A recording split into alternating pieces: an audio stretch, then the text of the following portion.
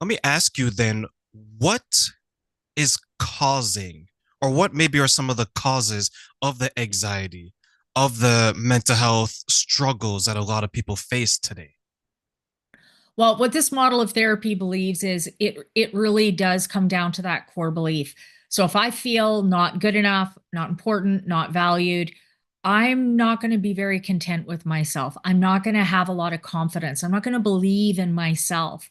And so one of the big symptoms of a core belief not good enough is higher anxiety. Anxiety is actually lack of confidence, not believing in yourself that you can handle something. A lot of people think anxiety is about, about the trigger. I have anxiety, social anxiety, being around other people. Well, if it was really about socializing, everyone would have that. Not everyone does.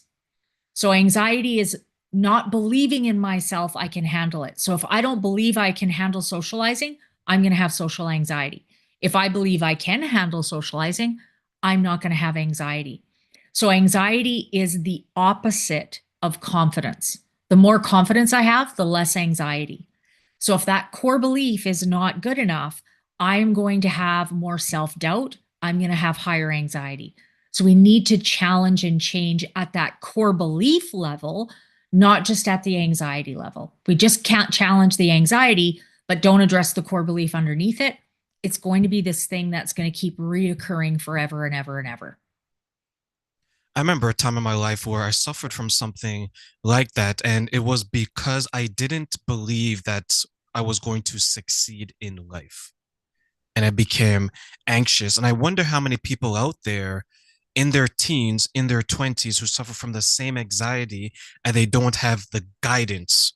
Because I'll tell you something, Sabrina, I definitely didn't have the knowledge to be able to handle it. Like a lot of people in their teens, we think we do. We're arrogant enough. We have the arrogance of wisdom, but we don't actually have the wisdom. So if it's a Right. core belief, then what can we do at the different stages in our life to address the core beliefs so they don't become anxiety, but we can turn them around into confidence? I think the very first thing we have to do is become aware of how significant that core belief is and how often it does actually kind of pop up and drive our actions, our behaviors, our thoughts, our perceptions. When I talk with my clients, they'll come in and they say, I need counseling because I struggle with marijuana, or I have anger issues, or I can't sleep properly, or whatever it might be. And when we talk about how those are really the symptoms of something else, that core belief, they often say, "Yeah, I never realized that's what it was, but that is what it is." So if I'm not even aware, I don't even know I should change it. I'm not going to be able to change it. So part of what we have to do first is become aware of how often does that core belief pop its head. It can be varying degrees. Some people's core belief is, pretty good enough, important, and valued, but every once in a while, that not good enough pops up. Other people feel not good enough, not important, not valued, extremely intensity all the time, all day long. So you have to figure out where yours is, and then you can start to challenge it. But if you don't really know where your core belief is, it makes it really hard to do something about it. People ask me, well, how old are you when your core belief gets starts to develop? The truth of the matter is, it honestly starts before you're even born. If we look at So, parents, no, I was going to say, like, because you're about to mention parents, so continue with that before you're even born and then the parents themselves. yeah. So if I have two parents whose core belief is not good enough, how can they have a child who believes they are good enough? It becomes really, really challenging. And so we see this happening generationally where it just kind of gets passed down, right? If I have a parent who has high anxiety, they are teaching me to have anxiety about all these things that, all the things that the parent has anxiety about. I'm going to think, well, if my mom or my dad can't even deal with this, I can't deal with it. And so it gets this learned core belief, it gets passed down. It's not genetic, it's learned, but it's learned right from before we're even born. So could that be then if let's say you have a child that is being raised in a household that is abusive or maybe there's a lack of parenting that can heighten the anxiety and further provide that child with core beliefs that would not be beneficial to their life. That, excuse me. That's exactly right. Children who grow up in a home where there is abuse, excuse me, where there's abuse, where there's volatility, where there's chaos, where there's neglect, where there's addictions. What's the message? You're not good enough. You're not important. And so they get more and more anxiety because their sense of safety is being impacted on a regular basis. That's going to create more of that core belief, not good enough, not important, not valued. So then they end up kind of feeding off each other in this cycle where, my parents yelling at me, I feel not good enough. So then I do something to kind of reinforce that. And then my parents get mad at me again. And the cycle just keeps going and going and going and going. Then I move out, not even living at home anymore. But that pattern of thinking is in my brain. Now I'm drawn to people, places, experiences. I'm putting myself in situations where I can continue to feel that same way. Feel fear, feel insecurity, feel neglect, feel abandoned, feel insecure. I'm drawn and will create those things over and over and over again. I remember talking to someone and she was sharing that she had a rough childhood, but it became better because I guess the parents realized what was going on, so they started to make changes. But unfortunately for her, it seemed like it was a little later than it would have benefited her. So what she did is she started to look for love, attention in all these different ways, right?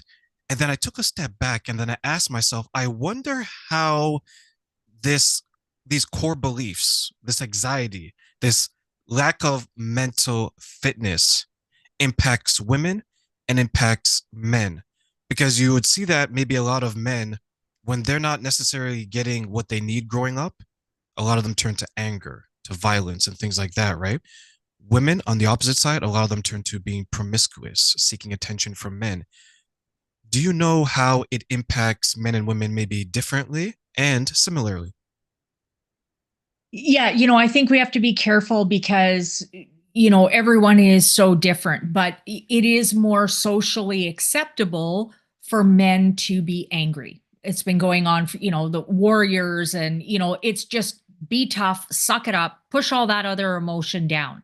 When we really look at what anger is, it is what we do to avoid feeling other emotions.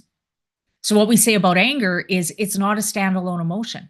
If you think about a time in your past where you felt angry and stopped and thought about what other emotions were underneath there, you would likely see things like anxiety, fear, self doubt, lonely, abandoned, rejection, unheard, unloved, vulnerable, fear. We don't like to feel those emotions.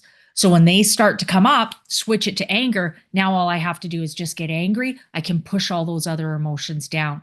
So anger is an emotion, but it is also a significant coping strategy that we use to avoid dealing with those other emotions that we don't want to deal with. The other thing anger does is it also suppresses that core belief, not good enough, not important, not valued.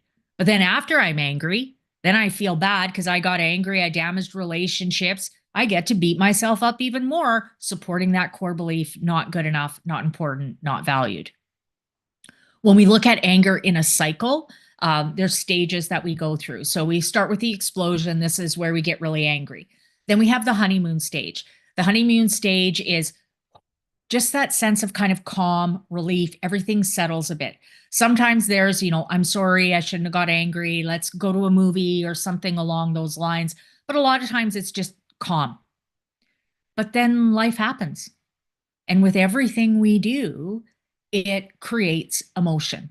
So you can't get your tech to work properly, creates emotion. You forget your keys, creates emotion. You're running behind for work, you forgot to get fuel in your vehicle, creates emotion. Those are just the little things that happen on a daily basis. That doesn't include the baggage of emotion that you've been carrying for decades that you haven't dealt with, you've just pushed down.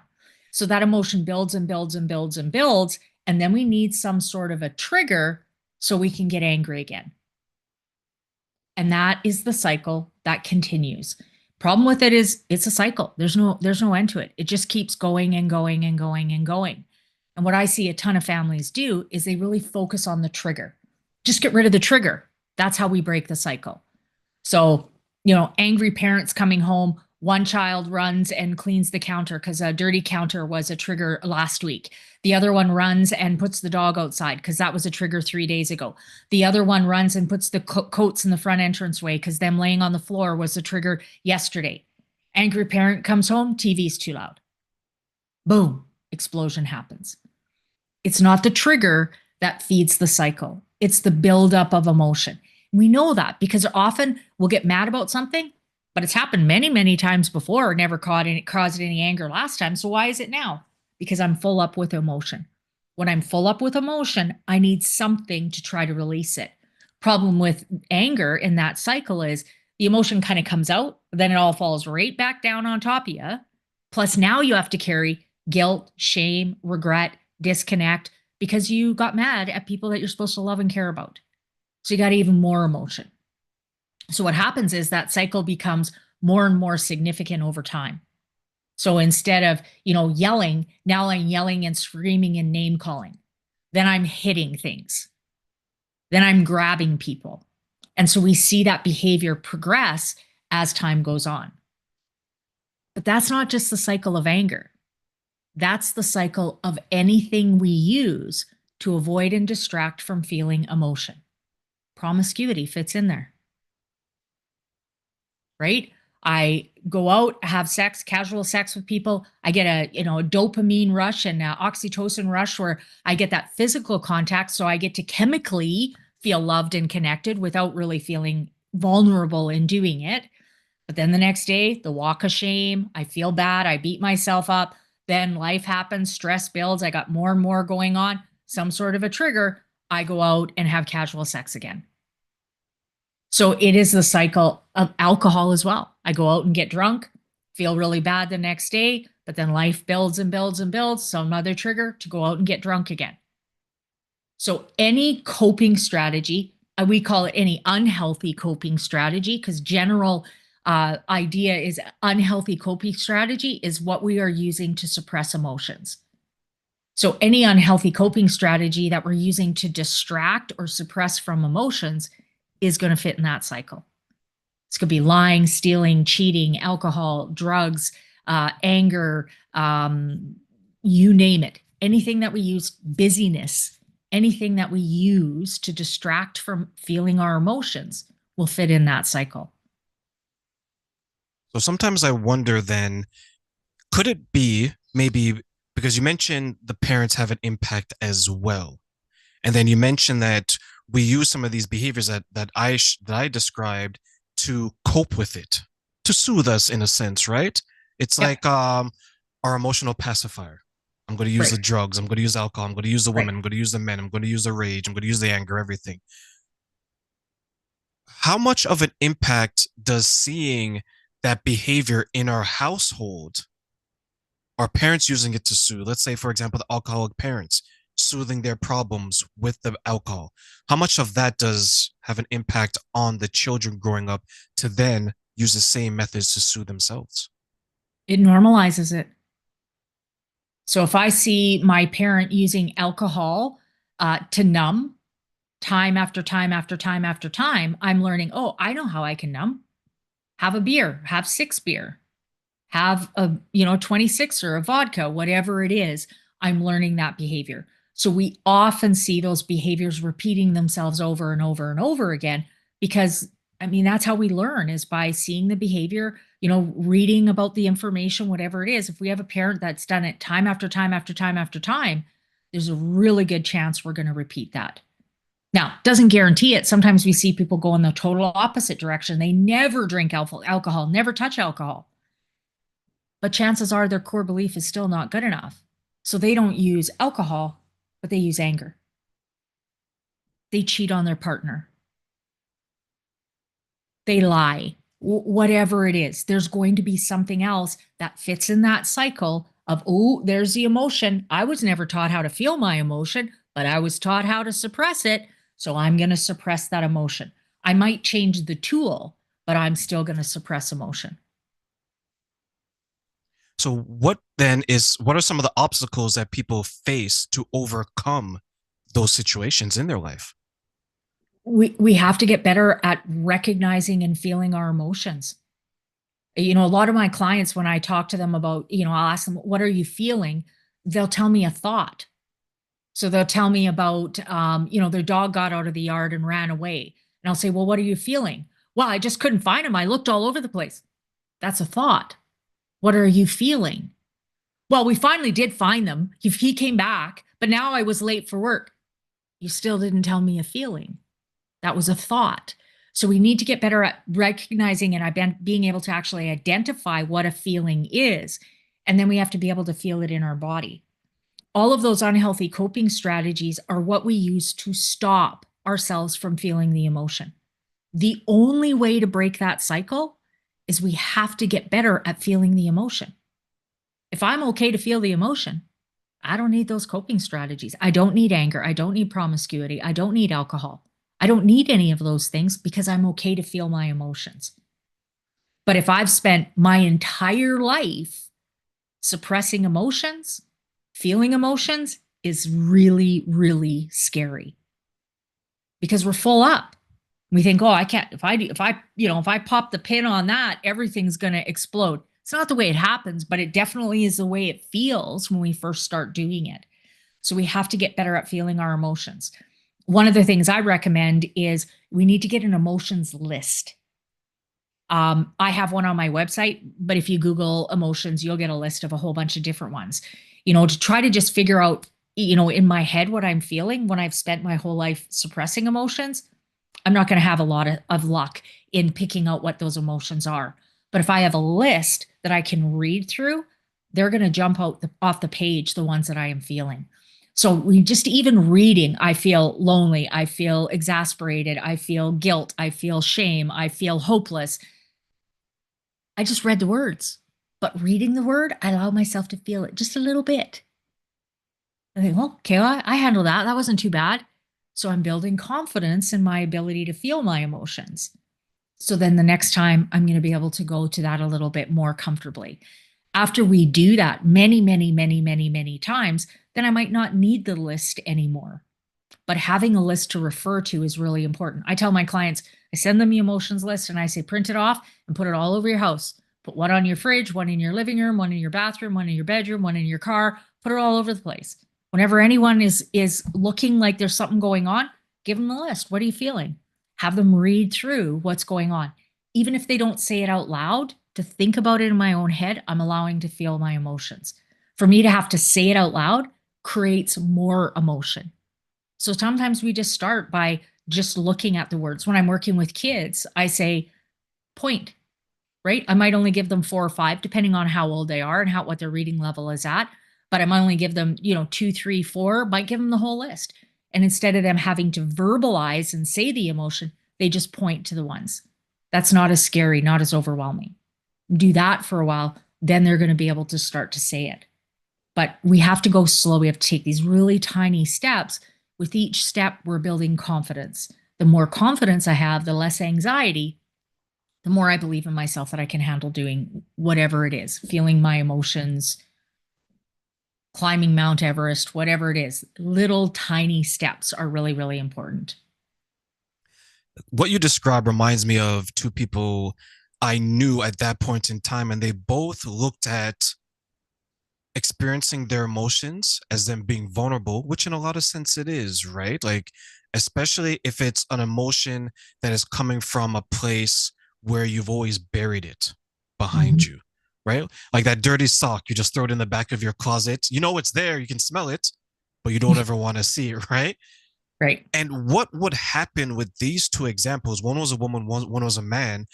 Despite that difference, their reaction was very similar. Whereas when they were experiencing the emotion, they began to attack.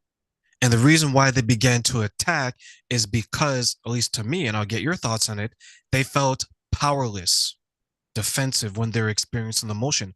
So what they did then is they would attack And if the person didn't bite, right? Because it's another distraction, right? Instead of the alcohol, it's just okay, let me start a fight.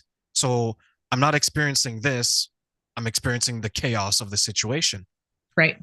So what they would do is they would do that, and it all came back to they didn't want to be vulnerable, they didn't want to experience it, and then they would shut down. Right. And once they shut down, they would isolate. And because they isolated now, they were alone with only their thoughts. And now that emotion that they were trying to distract themselves from experiencing, it's already at the surface. They're experiencing it. And what these two did at that point is that they would try to damage their relationships. As you mentioned, right, with their partner, maybe someone would cheat, maybe someone would go away for a couple of days and just ignore their calls. They would just vanish.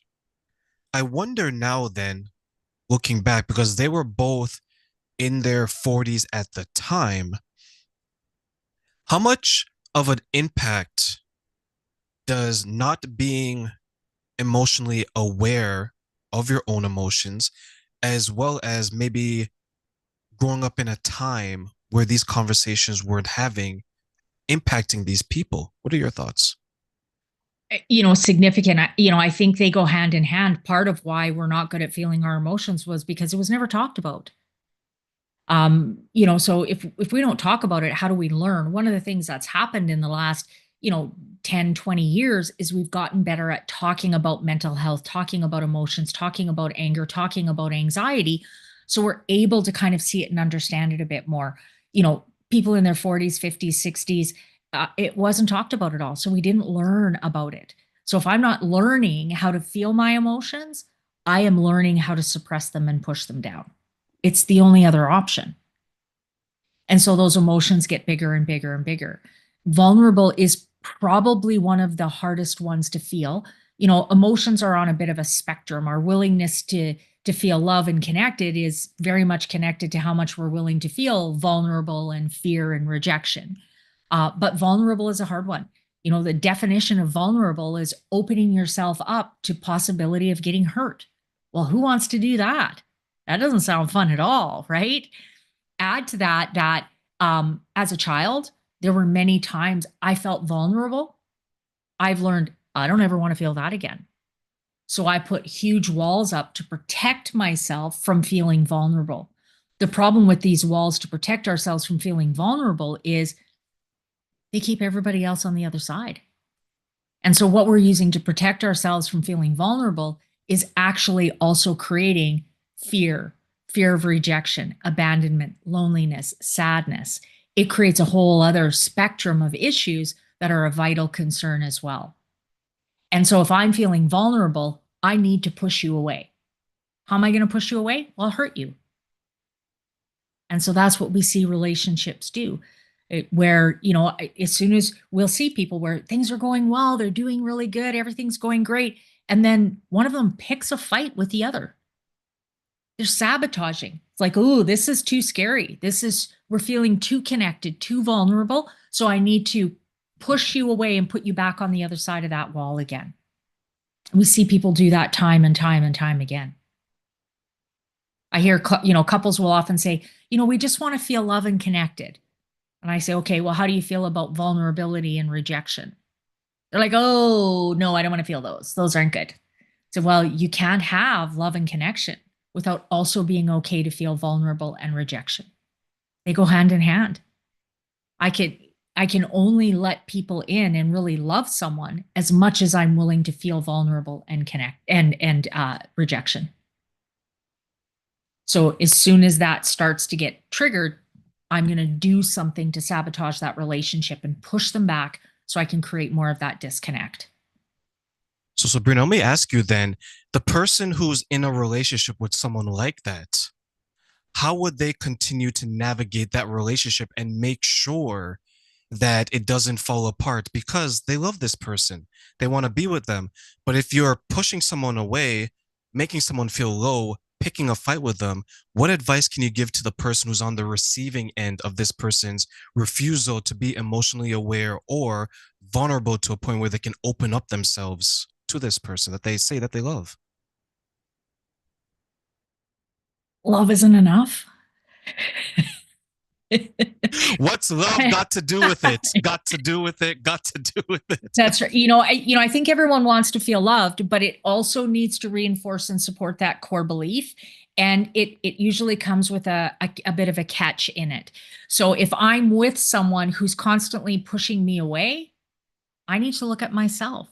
Why am I okay to be with someone who's constantly pushing me away? Because I also then don't want to connect. I can say I want to connect, but I don't actually ever have to connect because I know they're going to do a good job pushing me away. So the person who is chasing that attention, that connection with someone who is not giving it time after time after time after time also doesn't want to feel connection, scared to feel connection. Because if they were comfortable with connection, they would have left that relationship and they would look for someone who is more vulnerable, more open to that connection. They're not as scared.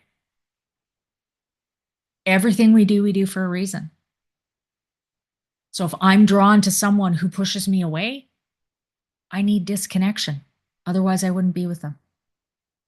So would that mean then the people who are chasing, as you mentioned, if they move on and away from this person and they leave this person alone, what incentive then would that person who is left alone have to fix themselves or to work through their issues? Honestly, you have no control over that. The only one you can control is you. So if I'm realizing I'm chasing attention that I'm not getting or affection that I'm not getting, I'm going to choose to leave. What they need to do is up to them. That's their journey. I have no control over it, no say over it. Whether I'm with them or not, I have no control over that. All I know is I need to do something different for me. But guess what? Really high likelihood, I'm just going to find another person just like this one that's going to push me away as well if I'm not doing the work. So we see people repeating these patterns of behaviors in relationship after relationship after relationship. Well, what's a common denominator? It's not the partners, it's me. So I have to realize, you know what? It's one thing to want connection, but if I'm wanting connection from someone who doesn't want connection, I really am scared of connection. Otherwise, I would look for someone different. So you have to become aware of that in yourself and challenge yourself on that so that you're more open to be more vulnerable, to have a different level of connection with someone else who's also willing to give you that in return. We do a lot of pointing, right? Blaming the other person. Well, if they just, I'll fix this, I'll fix that. That's all wasted time and effort and energy. It's what we do to avoid dealing with our own stuff. As long as I'm taking care of focusing on everyone out here, I'm not dealing with what's going on for me. I knew a woman who she was experiencing that, but she was experiencing it based on her friendship. And what was happening was she was taking care of this person, and her justification was if I don't do it, no one else will. So she was getting so wrapped up in this that people were telling her, like, hey, you're spending an unusual amount of time, you're giving this person all your money. And what turns out is that that person went to her and said that, you know what? If you give me X amount of dollars, I can learn to love you. If you give me X amount of dollars, I can learn to treat you this way. Because I guess it was from her perspective, eventually she wanted a different type of relationship than she was receiving. And because this man was able to identify that, what happened then is I began to take advantage of it. So to your point, you could have walked away from that situation, but there's sometimes where someone is so deep in it, the stardust is such in their eyes that they can't see clearly. It's like snow blindness, right? Like you just can't see it for what it is. And because she was stuck in that situation now and people are trying to pull her out, she couldn't leave it until she was discarded. Oh, I Yeah. don't need you anymore. I've extracted your resources. I've extracted your time. I've extracted your youth. I know that you said that love isn't enough. But why do you think some people stay who are chasing after this person? They stay so long in the situation to the point where they're have it has nearly destroyed them. Why do you think that happens? That's again connected back to that core belief. If I feel not good enough, I am only going to feel that I'm worthy of a certain level of love. And so if I feel not good enough, not important, not valued, why would I be drawn to someone who treats me with respect and dignity and kindness and caring? That's out of balance. Doesn't feel right. Right. So I can be in love with someone who blows me off, brushes me aside for their friends, uses me for my money, drops by whenever they want to, lies to me, cheats on me, all those kind of things. Well, that's more in balance with what I believe about my worth, my core belief of good enough. So I'm going to stay there because at least I get glimmers of hope and love every once in a while. When, yeah, after we fight, we get that honeymoon stage or whatever. So I'm okay to tolerate a ton of garbage for flickers of little hope because that's a reflection of what I really believe in myself. And, we see people using it for money all the time. We see parents buying their kids love, right? I'll buy you a car. I'll buy you this. I'll buy you that. I'll buy you this. Um, if I don't believe that I have a lot of worth and value, why would you love me? So I'll buy you a car. Then I have more worth and value. Then you'll love me. So it all comes back. We've got to reinforce and support that core belief. If that core belief becomes out of balance of our experiences, we are going to sabotage it. So that could come down then to I believe that I'm not worthy enough for something better. Right? So Absolutely. right? Absolutely. So absolutely. So because I believe I can't get better, I'm going to stay over here. I know that it's bad. I know that this person is gaslighting me. I know this person is mistreating me, but if I were to leave him, if I were to leave her, over here is loneliness, uncertainty, maybe even growth. And I think one of the hardest things that the people that I speak to, the women I work with, is that once they have the courage inside them to leave, they look over here, now they got to do it alone. And for a lot of people, being alone is scarier than being with this person over here is mistreating them, right? It's like the brain has gotten used to this. I Right. know this devil. I know this chaos. I know this. Right. This madness, it's comfortable. It's old leather, Right. right? But Sabrina, if I go over here and adjust my core beliefs, what you're asking of me is very scary. Like, what if I fail? What if I end up alone? Like, do you see some of the people you work with? They're hesitant to identify their core beliefs and move forward because of loneliness, because of the fear, because of the uncertainty. Right. Our brain likes predictability. And so I see, I mean, I spend my whole day with people who have chosen chaos, misery, abuse, neglect over and over and over and over and over again because they know what it looks like. They know how to handle it. To leave that, that's a blank slate. They don't even know what that looks like. They don't even know where to start. That's too overwhelming. So again, if my core belief is not good enough, I don't believe in myself that I can handle a blank slate. Plus, I also don't believe I'm worthy of it. I'm worthy of being treated poorly. That fits, that's balanced. If I go over here and try something new, that's a huge amount of responsibility that I have to take on for myself. That's scary. That's overwhelming. And I don't think I'm worthy of it. So I'm going to stay here and continue in this cycle of abuse over and over and over and over and over and over again because it's predictable. Over here is lonely, but the truth of the matter is, if you feel lonely when you're alone, you feel lonely.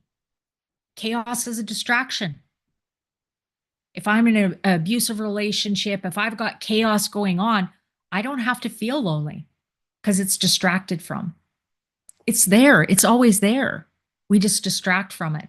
Once I get better at recognizing and realizing what's going on and just allow myself to feel lonely and start to heal, then the loneliness goes away. Loneliness actually has nothing to do with other people. We hear it all the time. People say, you can feel lonely standing in a room full of a whole bunch of people. Loneliness is a reflection of how much I feel content and at peace within myself. If my core belief is not good enough, I'm not going to feel very happy within who I am. So I'm going to have more of a sense of loneliness. As my core belief shifts, I feel more comfortable within myself, more content, more confident. I'm not lonely anymore. So lonely is a reflection of that core belief. It's what we carry with us as well. And we often think, well, I can't be alone because then I'll be lonely. No, you can't be alone because then you have to feel what you are always feeling. You just got all these unhealthy coping strategies to avoid and distract from feeling those emotions. But it's there. Let me ask you then, Sabrina, if my core belief is that once I'm married, I don't leave unless there's adultery or a passing of my partner, right? That is my core belief.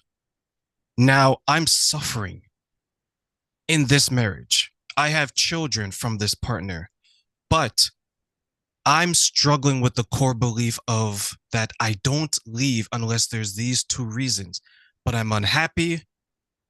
I just can't make it work. How do you then advise someone who's in that situation where marriage is the end all and be all, unless there's adultery, unless there's death, but I'm not happy in it, and my kids are seeing this as well? So I think the kids are is an important piece, right? Whether you choose to stay in misery with your partner, as two adults, that's your choice, that's your decision. But your kids don't have a choice in that.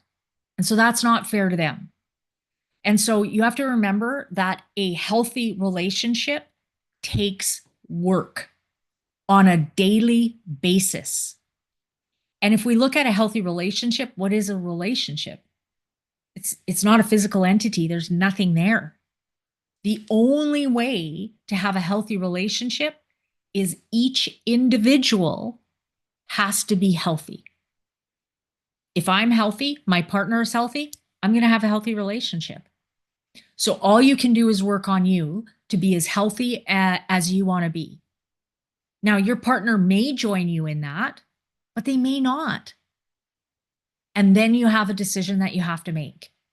And I think one of the things that's really important, one of the things that I talk with my clients about all the time is it's okay to challenge your beliefs.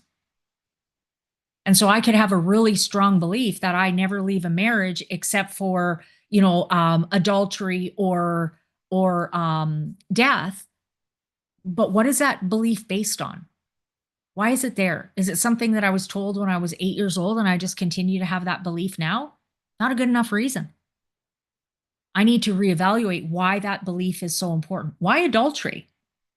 Why adultery and not lying, not cheating, not, spending money that we don't have? Why adultery?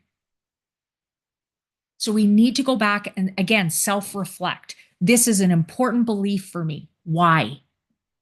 Is it something that I need to stand by? If it is, great. That's okay. Stand by it, but own it for what it is and have a good reason why you are choosing that. And then work your butt off to make the best out of your relationship that you have. But even within that, I say, relationships are 50-50, but you are 100% responsible for your part and your partner is 100% responsible for their part. And unfortunately, you have zero ability to make your partner do or say anything different. So you can do your part and your partner may join you, but they also may not. Then you have to make a decision. What example are you setting for your kids?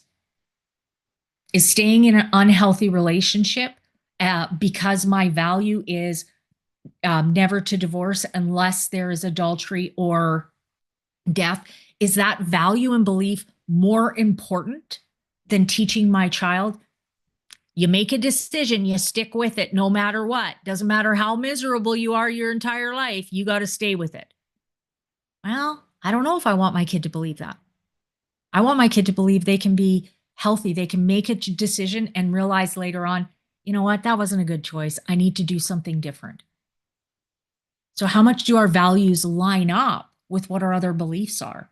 We need to take them out of these kind of pigeonholes and look at them more globally of, do they really align with everything else that I've got going on in my life? And then make a decision based on that. And there is no one right answer. Each person is a bit different. You have to figure out what feels right for you and what you are going to do for you. I think one of the concerns has always been, and I use some of the women I work with as an example because they're older in age. So they're usually, my clients are over the age of 40, 45. So many of them that come to me, they've been divorced, but they're in a marriage for about 10 years, which is about the average of when marriages end, right? At the 10-year mark in the States. Anyways, what I've found is that they would tell me that they would stay in the relationship, especially if there's children. And to your point, I would ask them in my mind, I was like, well, you're unhappy. Is there something physically preventing you from leaving? They're like, no, he's not holding me hostage, anything like that. But one example, and this is someone I've been working with for almost 2 years, she would say that if I leave, my child is going to hate me. If I leave, my child's not going to come with me. So what happens then is that not only from her perspective, she's losing her marriage, she's also losing the relationship with her child. And I think for some parents out there, one is bad enough, two is unbearable. So when I was speaking to her, I tried to counsel her in a way saying that look at it from this perspective. The relationship that you have right now, would you want your son or your daughter to be in that relationship and sticking it out just because they think they're doing what is right by what other people are saying? And she said no. I was like, sometimes, as difficult as it is, you have to walk away from something to eventually get it back later on in life. And she started to cry because she couldn't see it that way, but she began to realize it. Mhm. When you share that they have to make a decision, how hard is the hard decisions for the clients to make in your perspective? Oh, it's crippling. To the point that a lot of people don't make the decision. They stay stuck. They know what it looks like. I know what it's like to be in an unhealthy relationship. I know what it's like to have a partner who doesn't treat me very well. It's not great. It's not wonderful. But again, it's scary of trying something new. Looking at something like that, those are valid. There are some very mean people. There's often a financial discrepancy between husband and wife where one partner is willing to take things to a level that the other partner isn't even financially capable of taking them to. So you have to weigh all those things when you're making that decision for sure. But if I had a client who said, I'm scared that if I leave, my child is going to hate me and is not going to come with me, then we would be talking about, okay, why do you believe that? Is that valid? So if that's a valid concern, that relationship is damaged. So what do we need to do to work on repairing that relationship so we feel more confident that even if we separate, you've still got a strong connection with your child and that relationship can stay intact. Even if they are, 50-50 or even at the other parent's house, you can still have a strong relationship. So we need to understand where that is kind of coming from. I often hear that, we can't leave because, I got to wait till the kids graduate. That's usually more fear based for the parent, where I'm using my kids as an excuse. General rule of thumb when I talk with kids of parents who are separated, there's a sense of relief. They're dealing with the fighting, the chaos, the yelling, the being pulled back and forth. Once parents separate, yeah, it's hard for them. They don't want their family to end. It's all they've ever known. But there also can be a sense of kind of calm and peace that happens there as well. So we have to really challenge ourselves. Is it really about the kids? Or is that what I'm saying as a fear for myself? Because I don't want to have to deal with this. So I'm going to say I'm doing it for the best interest of the kids.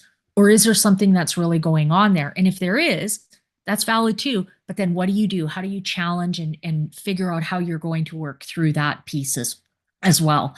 And it's not easy, right? Some people stay together and it's not good, but the options of separating is just too overwhelming, whether it's cultural belief, financial situation, whatever it is. There's lots of dynamics that are going on.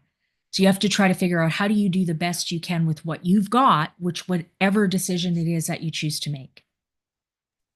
And that's the thing that I think so many people struggle with, because you have the loss of the relationship, which you've put your time, energy, and resources in. You have your children who may or may not come along with you, depending on the situation.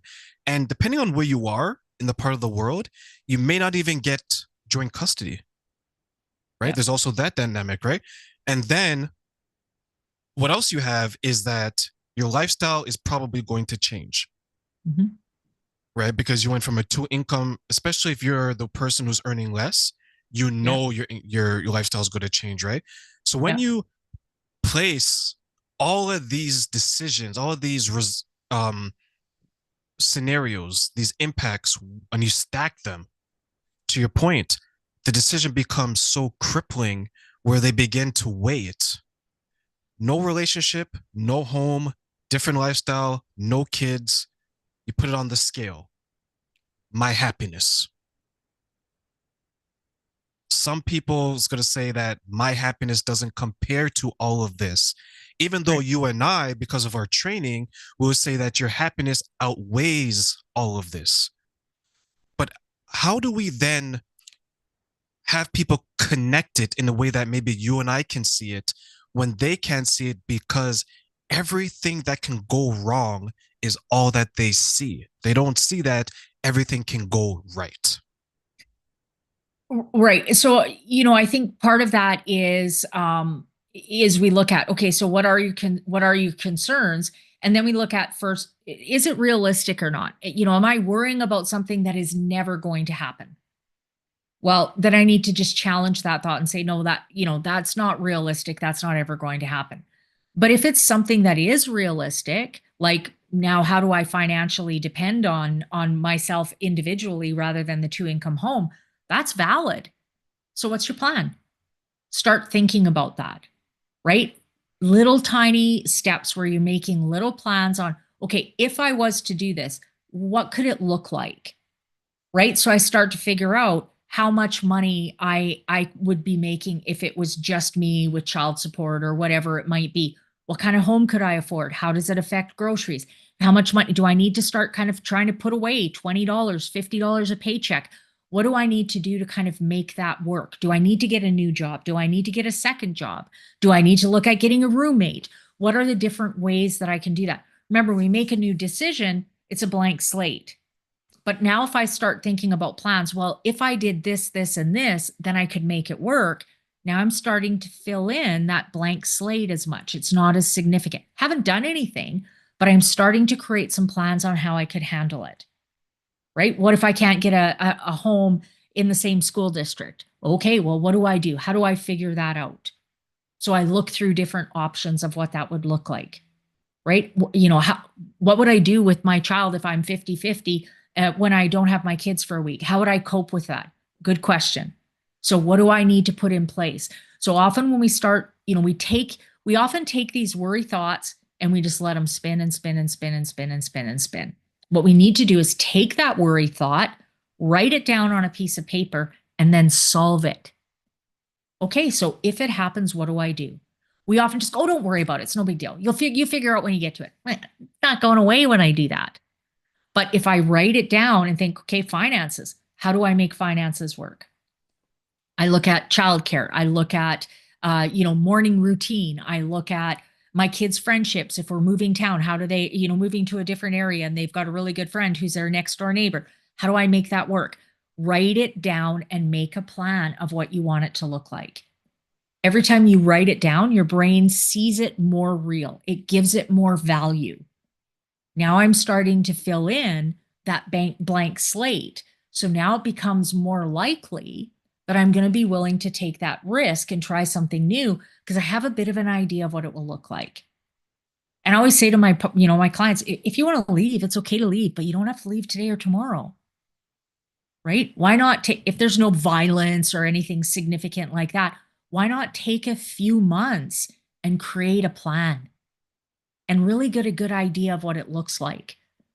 Because if I do that, there's a much higher chance that if I leave, I'm going to stay left.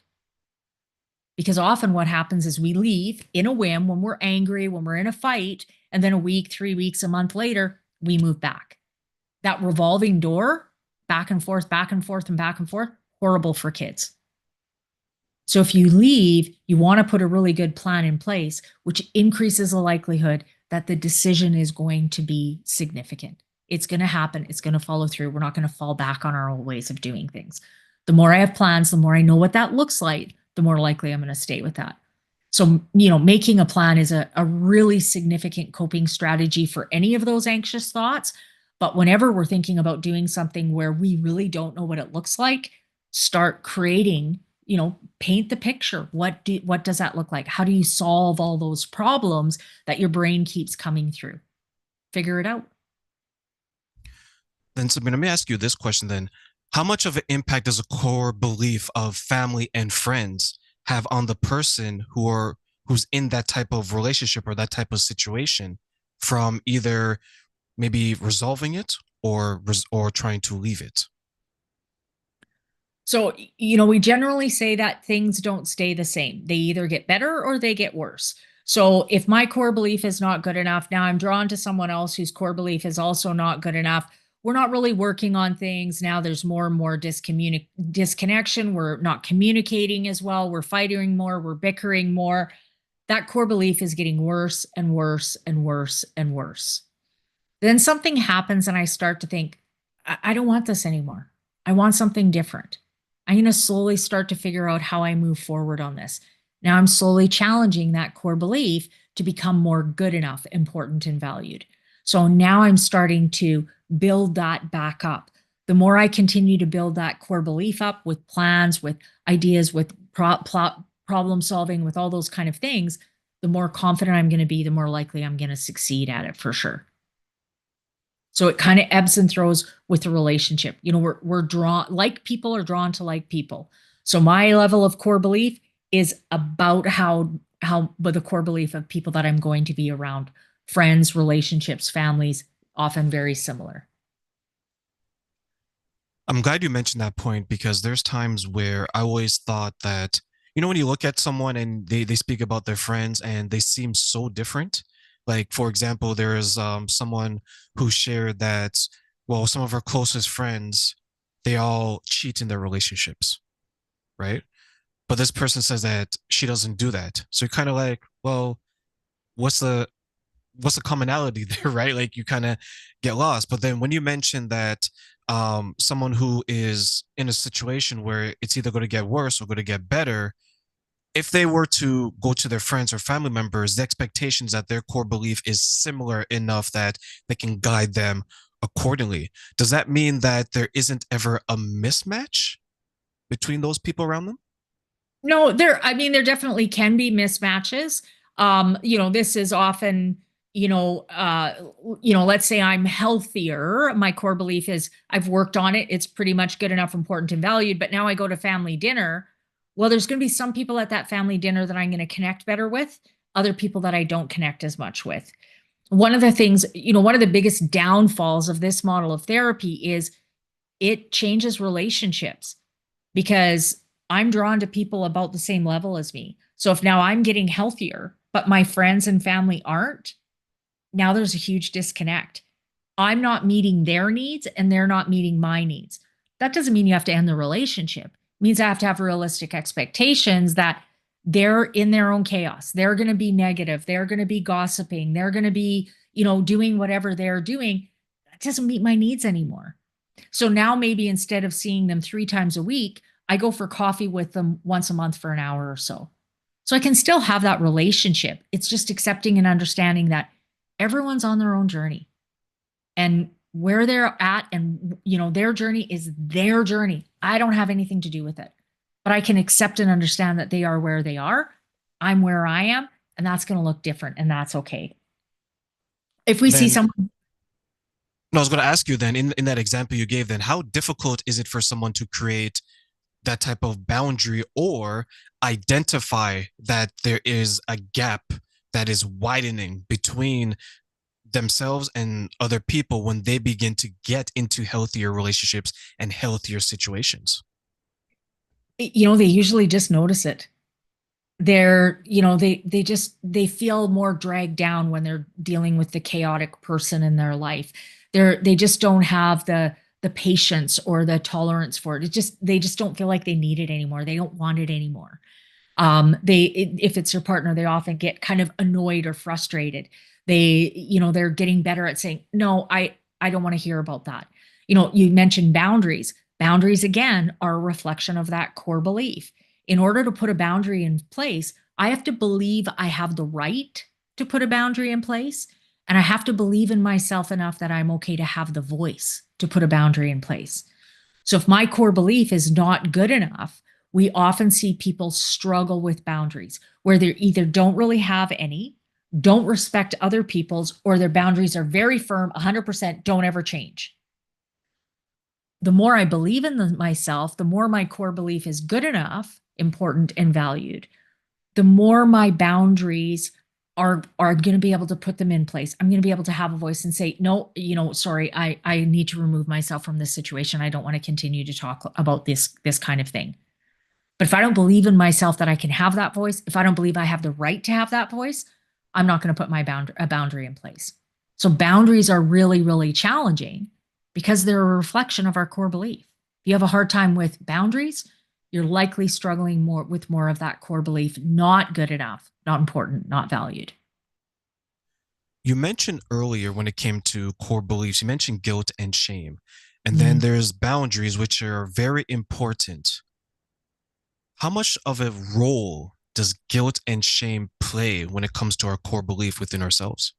Oh, shame loves the core belief, not good enough. They just feed off of each other. If I'm carrying a lot of shame, why would I believe I have the right to a happy, content life, a healthy relationship, a connection with my kids? Doesn't fit. Shame feeds not good enough, not important, not valued. What we say about is guilt is something we do to kind of beat ourselves up. So I can feel guilty about something. I can beat myself up over it, reinforce that core belief, not good enough, not important, not valued. But guilt doesn't have a lot of responsibility. What we talk about is don't worry about guilt, focus on regret. Regret is, I screwed up. I shouldn't have done that. I'm not going to beat myself up over it, but I am going to actively work on doing something different, taking responsibility and changing the behavior. Guilt is something you can just keep beating yourself up over time after time after time. I have guilt because I'm cheating. Oh, I have guilt because I'm cheating. 3 years later, I feel guilty because I'm cheating. You're still cheating? Well, yeah, you're still feeling guilty. Regret is I'm cheating. I understand why. I'm sorting through it. I'm figuring out. I'm making changes. So I'm not doing that behavior anymore. Very big difference between the two. Regret reinforces and supports good enough, important, and valued. Guilt and shame feed not good enough, not important, not valued. I I have an example of what you just mentioned, but this was regarding my friends and it was in my 20s. My core belief at that time was bros over hoes, right? Friends are everything. As I began to become more successful, to your point, I noticed the gap between myself and my friends at that time was getting wider and wider. And then I purchased my first house. I was so happy because, like I mentioned, my core belief is bros over hoes, like your friends or loyalty, right? Blood is thick, blood is not thicker than water, so on and so forth. I invited my friends over. I said, "Hey guys, I'm so excited to share this with you." One of my friends said at the time, "Why is it that you can get a house and I can't?" So at that time, my core belief of the loyalty was shaken by Mhm. someone else, not necessarily myself. So I took a step back and then I was like, I started to feel a little bit of shame for my success. I felt a little bit of guilt because I may have to leave them behind because I'm Mhm. becoming healthier and becoming more successful. And then now, if I look at that situation and I transplant it to romantic relationships, as you begin to grow into the healthier version of yourself, you may feel shame because, oh, I'm able to accomplish this now. I smile more. I'm happier. This other person isn't as happy. They're still the same miserable person. And then as you begin to continue down this path, realize that you have to leave them eventually. Then you feel guilt. Oh my God, I didn't know that if I was working with Sabrina, working with Trin, and I was finding success, that it may be the end of my relationship. I share that because I wonder then when someone is, as you mentioned, right, it loves to feed off of this. If someone is having their core beliefs shaken by someone else, and then they take an action to better themselves, and they feel shame because of their success, they feel guilt because they begin to realize maybe this person isn't for me. How many people will say, thank you, Sabrina, but no, thank you. I'm going to go back to this. Does that happen? Uh, Not usually. So we often do. Especially if I'm working with one person in a relationship, so they're married, and one partner is in counseling, the other one doesn't want to be. It's usually our first or second conversation is if you go through this, you need to know these are some possible consequences. Your partner is not going to get any healthier. And so your relationship is going to drift farther apart. Maybe they join counseling, you move together. Maybe they kind of just limp along and you're able to kind of work through things a little bit. Or the other option is you quit counseling because you need to go back to that relationship. The vast majority of people say, I can't do that anymore. I don't want that anymore. I got to do something different. And so we do talk about it right from the get-go that this is going to change those dynamics and those friendships and those relationships. But even the part around, I'm doing better. And, if someone comes and says, well, I'm doing better, and, I feel bad because I'm doing better, or I feel shame because I'm doing better, I'm pretty quick to challenge on them and say, okay, well, why are you doing that to yourself? You're reinforcing your core belief. That's about you and what you're doing to yourself, not really, it doesn't have anything to do with anyone else. So you have to work on challenging yourself to say, I have the right to be successful. I have the right to have my own first home. We often use that word deserve. I deserve to buy my own house. No, you don't. No one deserves anything. Think about things that you're really proud of in your life. Did you get them because you deserved them or because you worked your butt off and earned them? We don't deserve anything. Where's the responsibility in deserve? There's no responsibility in it. It's this great thing I can do. I deserve to be in a healthy relationship. Well, I can guarantee you that there is nobody on the face of the earth who is in a healthy relationship because they thought they deserved it and never did anything else about it. If you want to be in a healthy relationship, you got to work your butt off for it. It's not something you deserve. So if you've worked hard to build up enough money to be able to buy your own home and you feel shame around that, you got to challenge that core belief and come to that place now of, no, I worked hard for that. I earned this. Unfortunately, it means that my relationships are going to change, not because I bought a house, but because I'm more responsible. I have more accountability. I have more motivation. I feel pride. That's why that relationship is changing. We talk about, have you ever heard of the crab in the bucket syndrome? Right? Chaos, chaos, chaos. We're all in chaos together. One person starts getting healthier, works their way, starts to climb up the bucket. The other crabs pull them back into the chaos. And so we often see that where, buddies or partners or whatever will say, oh, you think you're so much better than me because you're going to counseling all the time. Has nothing to do with that. That's what they're saying to pull you back into their own chaos. So we have to get better at recognizing that and realizing, oh, I see what you're doing. This really isn't about me. This is what you are doing so that you can continue to do what you do. You manipulate, you gaslight, you do all those things so you don't have to change. I don't have to take any of that personally. It's not about me. I can continue on my journey. But not easy to do. Takes time and effort and practice and practice. I mean, I've been doing this for 15 years and I'm still practicing and practicing. I'll get caught up and I'll be like, wait a sec. It wasn't about me at all. That was about them. Why am I carrying it? Right? It takes time to do this for sure. So, Sabrina, as we close, let me ask you a question. These are things that I'm going to give you three wishes. And these are three Mhm. things you wish people knew. So you have access to Aladdin's genie lamp. What are three things you want people to know about core beliefs and why? I think the first one would be just becoming aware of how significant they are and how they can challenge them and change them to do things differently. The second one is um, we often give a lot of value in other people's voices because we don't believe in ourselves. So the more I believe in myself, the less power I give everyone else's voices. Doesn't mean I don't care about them. I just don't take it as personally. And the third thing would be it's taken your entire life for your core belief to be where it is. You're not going to change that in a day or a week or a month or even 6 months. Be kind to yourself. Little small steps is going to be much more beneficial. It takes time to challenge and change these things. So you've got to be aware of that. This is a long journey. Took you a long time to get here. It's going to take time to make those changes.